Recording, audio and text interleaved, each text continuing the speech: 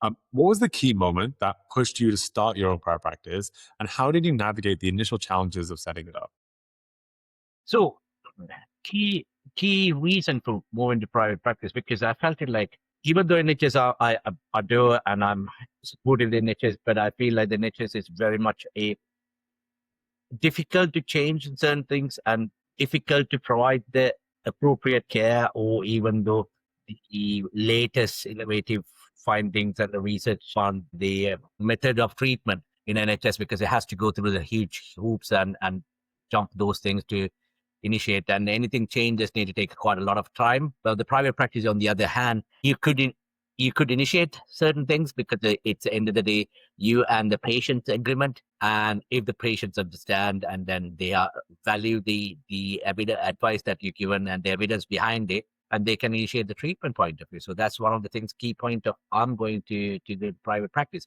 So how did I set it up? As most of my consultant colleagues, what they do, they say liaise with the local hospitals to see whether you can start your private practice.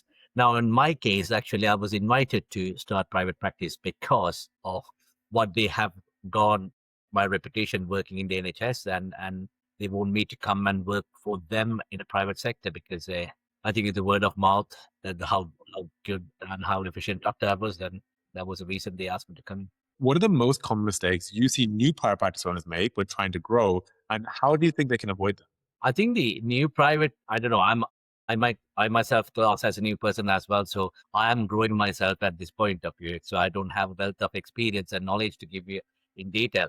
But what I have experienced in myself is actually the frustration. First of all, you encounter that you don't get the patients, who private patients are not coming to you, because it's always been somebody who is actually much more popular or much more established private practice before you. So I think the commonest thing is that the people give up early. So say that because it's not going, not growing, not having the patients. So might as well give up and working more in NHS work, and then you will later.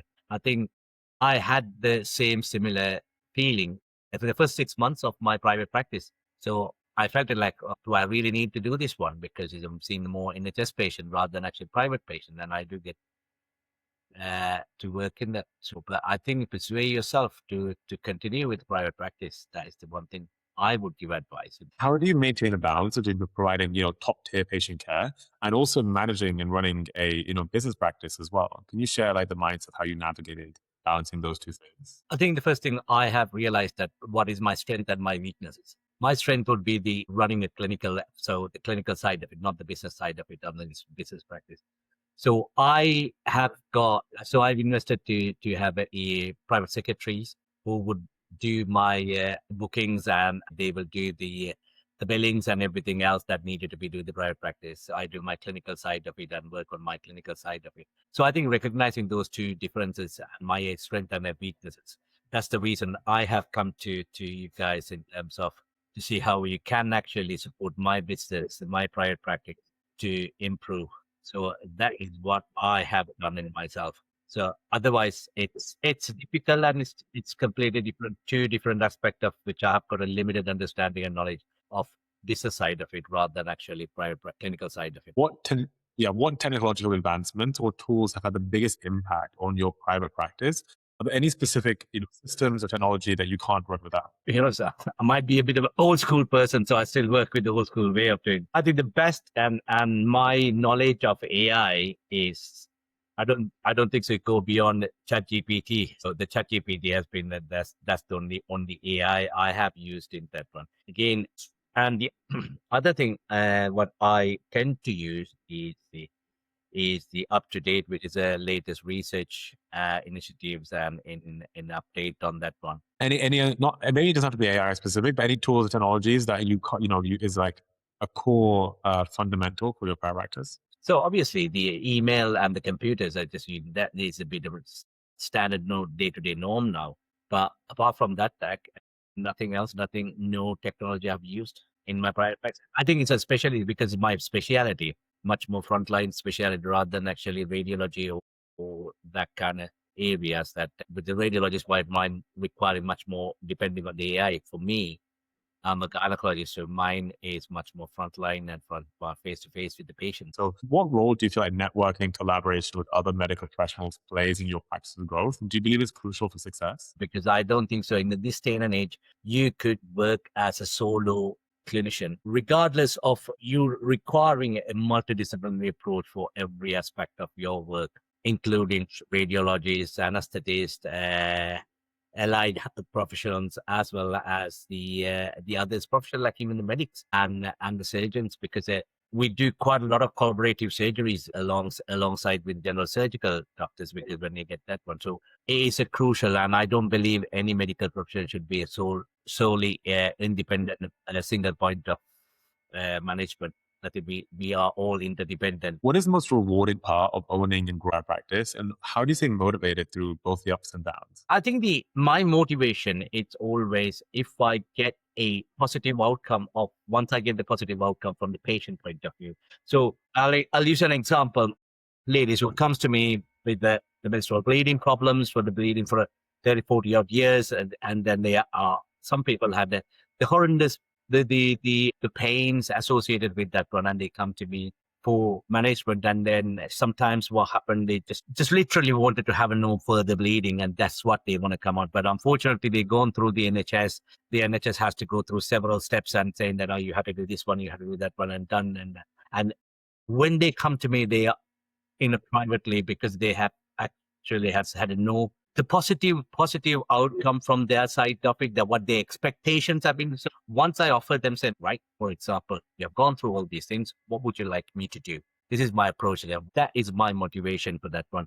And that gives me working through the ups and downs in terms of that. That gives me motivation. And how important do you think specialization is in growing a private practice? Do you think it's better to niche down or offer a broader range of services to perhaps appeal to a wider patient base? Short answer would be a broad aspect of broader variation to the patient, and not than in a one. So growing up my private practice, because that allows the patient to stand me and recognize me and approach me. That is one of the things I want to grow up in the private practice in terms of that, and give my services to the patient and provide the same high standard of care which they were expecting and which they deserve. How do you foresee that relationship between public and private sectors evolving? I think if you take into consideration around the world, actually, I don't think so. One hat fits all, right? So I don't believe in that concept. I think NHS is a perfect, brilliant system. Unfortunately, as we all know, the population growth and the amount of money requirement, NHS will not going to be able to fund for that, and not really able to sustain for a longer period.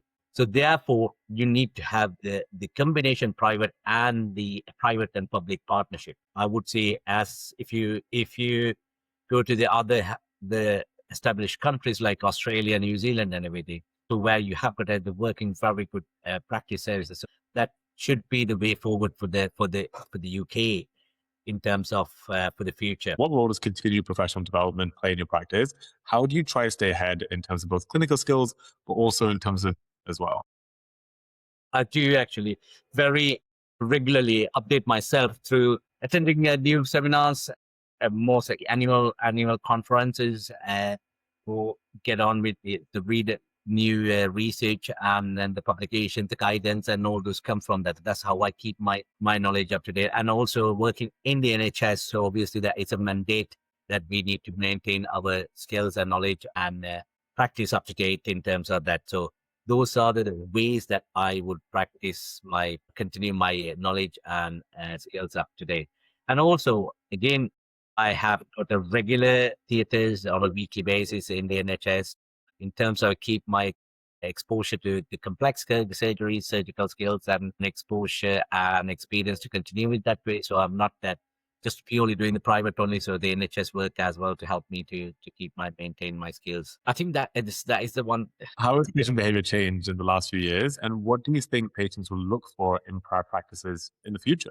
And how are you preparing for these changes? So if I go a little backward to my own experience when I started in the NHS work, those days the patient would like to know what would my treatment rather than what are my options. So what is my definite, oh, doctor, tell me, what should I have? So that was the era.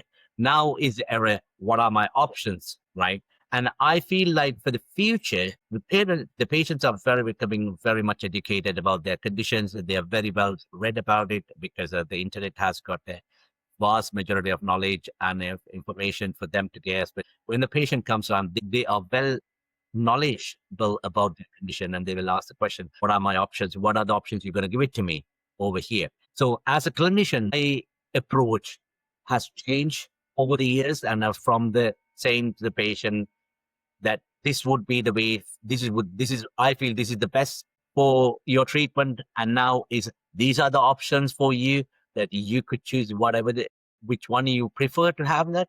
And the future, I would may end up being having saying, these are the options, these are the things, and how would you want to have these options?